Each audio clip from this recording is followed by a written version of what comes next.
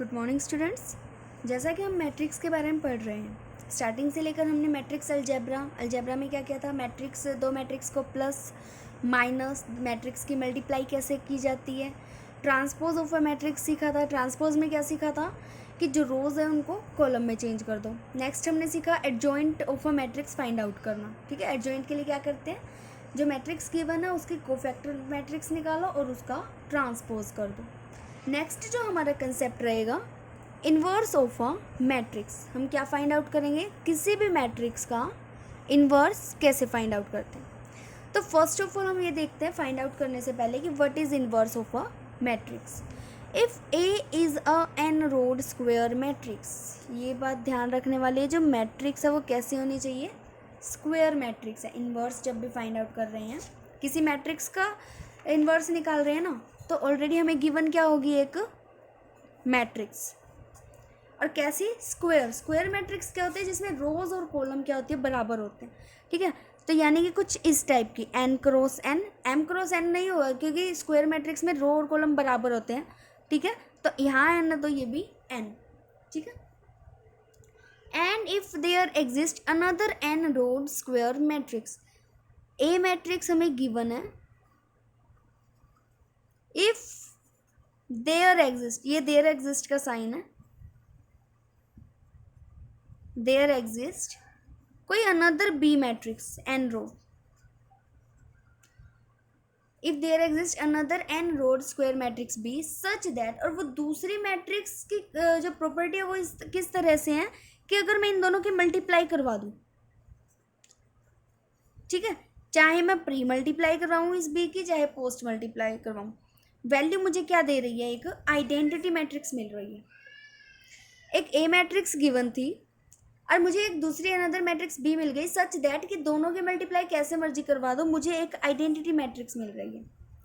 ऐसे केस में जो बी है इसको हम क्या बोलते हैं, ए का invertible matrix. Then A is said to be invertible, A को हम बोलेंगे कि ए कैसी है, इन्वर्टिबल है। और ए का जो इन्वर्स है वो क्या है, B is called the inverse of A. ठीक है, आराम से आएगा समझ।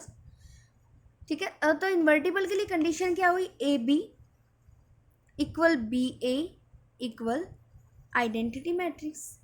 नोटेशन क्या रहेगी, बी जो वो एक इन्वर्स है ना, नोटेशन क्या रहती है, ए इन्वर्स इक्वल बी। जो इन्वर्स मैट्रिक्स है उसको हम, जिस मैट्रिक्स का इन्वर्स है -1 पावर आप लगा सकते हो, तो ये क्या बनेगा, ए इंटू बी की जगह A inverse equal A inverse into A is equal to identity matrix.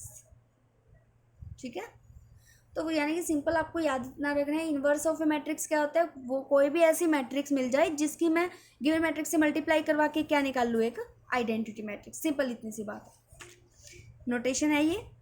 अब इन्वर्स ऑफ ए मैट्रिक्स के ऊपर बेस्ड थ्योरम, थ्योरम क्या है, the necessary and sufficient condition for a square matrix ए, कोई हमें ए मैट्रिक्स ऑलरेडी गिवन है।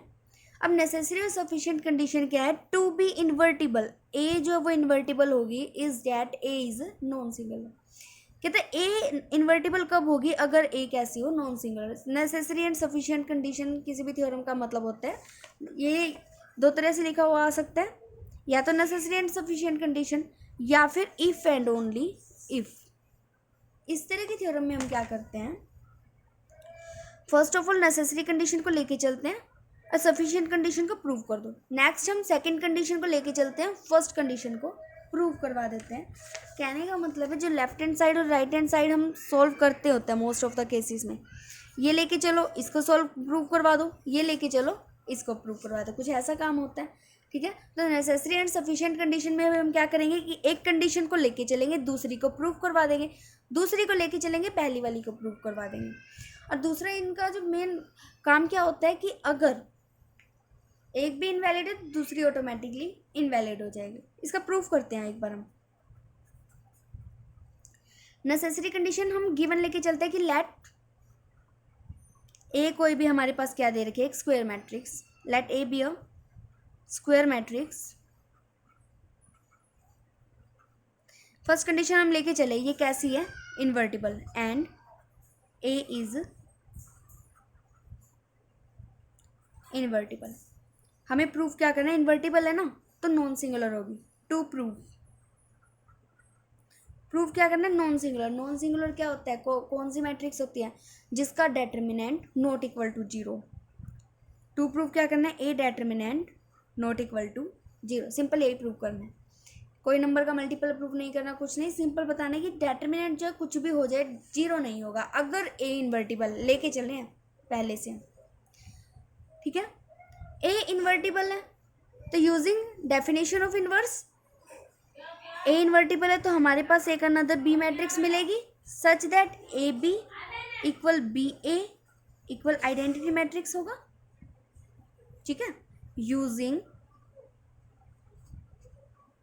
Definition of inverse, अभी हमने डेफिनेशन पढ़ी कि अगर ए इन्वर्टिबल है तो एक अनदर बी मिलेगी, ए इन्वर्टिबल लेके चले एक बी मिली वहाँ में, ठीक है। Applying determinant both sides, determinant apply करवा दो। अब यूजिंग प्रॉपर्टी ऑफ डेटर्मिनेंट, दो डेटर्मिनेंट की मल्टीप्लाई, अगर दो स्क्वायर मैट्रिक्स की प्रोडक्ट का डेटर्मिनेंट फाइंड आउट कर रहे हैं हम, उसका डेटर्मिनेंट जो है अलग अलग भी फाइंड आउट कर सकते हैं। बी ए का डेटर्मिनेंट कैसे सोल्व होगा, B determinant into A determinant. Identity matrix का डेटर्मिनेंट ऑलवेज हमें क्या वैल्यू देता है, 1, ठीक है। अब यहाँ से देखो ये भी 1 के equal, A determinant into B determinant is equal to 1, और B determinant into A determinant की वैल्यू क्या आ रही है, 1। दो नंबर्स की मल्टीप्लाई 1 आ रही है, कहने का मतलब क्या है, एक भी नंबर जीरो नहीं होगा। पॉजिटिव, नेगेटिव, बटे में फ्रैक्शन, कैसा मर्जी नंबर हो सकता है, जीरो नहीं होगा। क्यों, क्योंकि अगर एक भी जीरो हुआ तो मल्टीप्लाई क्या बन जाएगी, जीरो, ठीक है। तो यहाँ से इस कंडीशन को देख के हम क्या बता सकते हैं कि जो ए डेटर्मिनेंट है, यहाँ से हमने क्या फाइंड आउट किया कि ए डेटर्मिनेंट वो भी नॉट इक्वल टू जीरो होगा और बी डेटर्मिनेंट वो भी नॉट इक्वल टू जीरो होगा, ऑब्वियस सी बात है। और यही हमें क्या करना था, प्रूव करना था, ठीक है। इन्वर्टिबल लेके चले थे, इन्वर्टिबल वाली कंडीशन सेटिस्फाई करवाई, डेफिनेशन का अप्लाई करवाया, प्रॉपर्टी लगवाई, एंड यहाँ से करते करते सम क्या हो गया, ये ए जो डेटर्मिनेंट है वो नॉट इक्वल टू जीरो होना चाहिए, ठीक है। सेकेंड हम पार्ट करते हैं इसका, कंडीशन इज सफिशिएंट। सफिशिएंट के लिए क्या होगा, हम सेकेंड कंडीशन को लेके चलते हैं। लेट ए कैसी है, नॉन सिंगुलर स्क्वायर मैट्रिक्स है, non singular square matrix, non singular है मतलब ए डेटर्मिनेंट वो नॉट इक्वल टू जीरो होगा। एडजॉइंट ऑफ अ मैट्रिक्स में हमने एक थ्योरम पढ़ी थी, क्या, A into adjoint of A किसके इक्वल होगा, adjoint of A into A matrix is equal to A determinant into identity matrix, ठीक है। हम क्या करते हैं, ए डेटर्मिनेंट से डिवाइड करवा देते हैं, डिवाइड करवा दिया ए डेटर्मिनेंट से बोथ साइड्स, ए डेटर्मिनेंट से ए डेटर्मिनेंट कैंसिल, क्या बन गया मेरे पास, A into adjoint of A divide by में A determinant equal adjoint of A divide by में ए डेटर्मिनेंट इंटू में A matrix is equal to identity matrix, ठीक है। फर्स्ट और थर्ड टर्म को हम इक्वेट करते हैं, A into adjoint of A divide by में A determinant is equal to identity matrix, A matrix इधर उधर, बोथ साइड्स ए इनवर्स से प्री मल्टीप्लाई करवा दो, ठीक है। ए इनवर्स से बोथ साइड क्या करवाया हमने, प्री मल्टीप्लाई, प्री का मतलब होता है पहले multiply, adjoint of A divide by में A determinant is equal to A inverse into identity matrix, ठीक है। मैट्रिक्स के केस में आपको नंबर्स की तरह ऐसा नहीं करना है कि यहाँ मल्टीप्लाई में तो उधर जाके डिवाइड में, आप ऐसा सोच सकते थे कि ए इधर मल्टीप्लाई में उधर जाके 1/a और फिर जो ऊपर लेके जाएंगे तो नेगेटिव पावर, ऐसा नहीं होता। मैट्रिक्स के केस में हम कभी भी ऐसा नहीं करते हैं। जब भी हमें मैट्रिक्स फाइंड आउट करने होगी या तो आप प्री मल्टीप्लाई करना या फिर पोस्ट मल्टीप्लाई करवाना, ठीक है। तो हमें क्या चाहिए था, ए इनवर्स, इस ए को रिमूव करवाना था, ठीक है। तो हमने क्या किया, बोथ साइड्स ए इनवर्स को मल्टीप्लाई करवा दिया। अब मैट्रिक्स में ये भी मायने रखता है कि ए बी मैट्रिक्स मल्टीप्लाई में लिखा हुआ या फिर बी ए, कौन सी मैट्रिक्स पहले कौन सी बाद में, तो इसीलिए हमें देखना पड़ेगा प्री है या फिर पोस्ट मल्टीप्लाई। ठीक है, तो हमने क्या किया, पहले मल्टीप्लाई में लिखा है ना, तो कौन सी मल्टीप्लाई हुई, pre multiply. A into A inverse हमने क्या पढ़ा है, ए इंटू ए इनवर्स किसकी वैल्यू देगा, identity matrix into adjoint of A divide by में ए डेटर्मिनेंट इक्वल, किसी भी मैट्रिक्स की आइडेंटिटी से मल्टीप्लाई करवा दो, मैट्रिक्स जो होगी इट्स सेल्फ वैल्यू आएगी इसकी। ठीक है, यहाँ से भी सेम यही केस होगा, एडजॉइंट ऑफ ए की वैल्यू ए आइडेंटिटी से करवाएंगे तो एडजॉइंट ऑफ ए ही बचेगा।